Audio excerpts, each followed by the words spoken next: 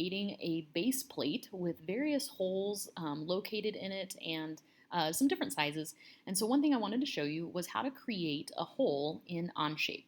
So this is beyond just your regular, hey, I'm going to draw a circle and extrude it and cut this out. So go ahead and create a new document. You can title it 1.3.2 Holes in CAD.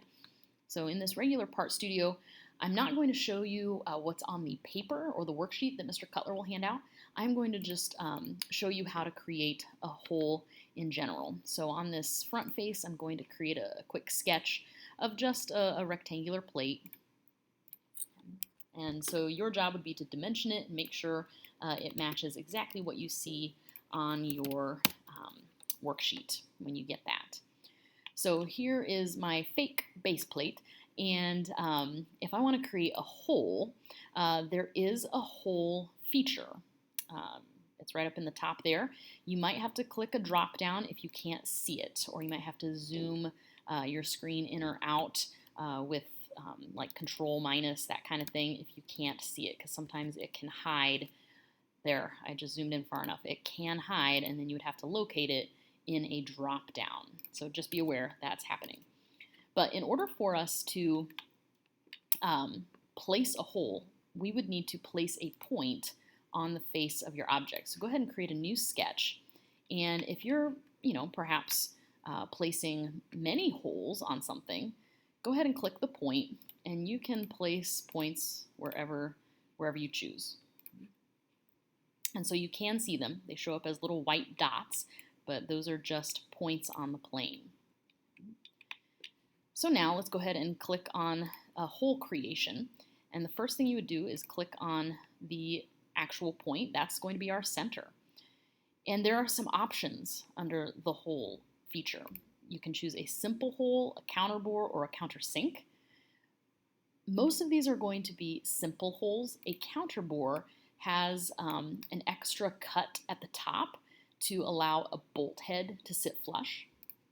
If you choose countersink, it has an angled cut down into the object, and that leaves space for the head of a screw to sit flush on your object. But we're just going to stick with the simple holes for today. There are other options like a through hole that will go all the way through the object, or a blind hole. A blind hole allows you to create a specific depth. There it is. There's the specific depth, as well as, of course, a diameter for the hole. So some of the holes on your worksheet are blind holes. Some of them are through holes. So as far as like standard goes, we're going to leave that as custom. We don't need to change that for today. So go ahead and follow the instructions on what diameters you need and what types of holes you would need to create. So go ahead and click the check mark. Now you'll notice that I made just one hole and then my other points disappeared. So to be able to see those again, hover over your sketch in the browser bar and click the eyeball so you can see those and we can use those again. Don't forget that all of these hole centers need to be dimensioned in two directions, one from the top or bottom of the plate and one from the left side. So be sure to place these appropriately based on the worksheet that you have. So let's say we're going to place another hole, and so we click on hole feature again, choose your centers. If there are two holes that are identical, yeah, go ahead and click on both of them. You can do them at the same time.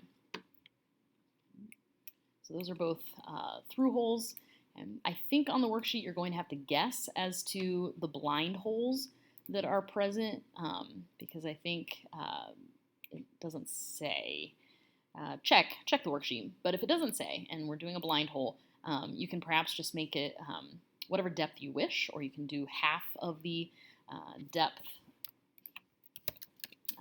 of your particular block. And then you can see that there is a point at the bottom of a blind hole that allows for the tip of the screw. Okay.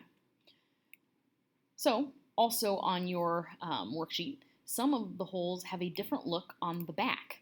So perhaps you have a through hole, but on the back there is an extra feature to it.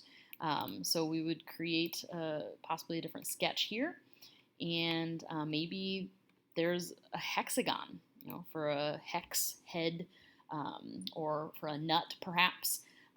So we're going to go ahead and click Inscribed Polygon, and so if you click there, and then you can just move your mouse and change the number of sides. So 6, click again, and that's certainly set. If you need to change it later, you can always double click on it to change the number of sides. And so it's on the outside of the diameter of the hole, and so from there we would definitely want to extrude and select each of those spaces. Make sure to click remove because we're going to take the material away.